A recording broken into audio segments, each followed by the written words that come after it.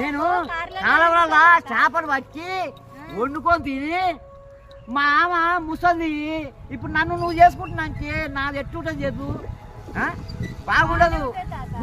నువ్వు నా ఎమ్మటి వస్తానంటే అందరు తీసుకుపోతా నువ్వా పెద్దవాడ కాలువల అవతలికి ఇవతలికి వెళ్దాం. ముసలి అయింది నీకెందుకు చెప్పు, ముసలి అయింది నీకెందుకు చెప్పు. నేనున్నగా హుషారు కంటే సత్తా ఇక్కడ ఉండాలి. ఎక్కనా సత్తా ఇక్కడ ఉండాలి. అయ్యో ఎందుకంటే ఎక్కనా మనం చేసే పనిని బట్టి మనం చేసే చేత బట్టి ఒకరికి అన్యాయం చేయద్దు.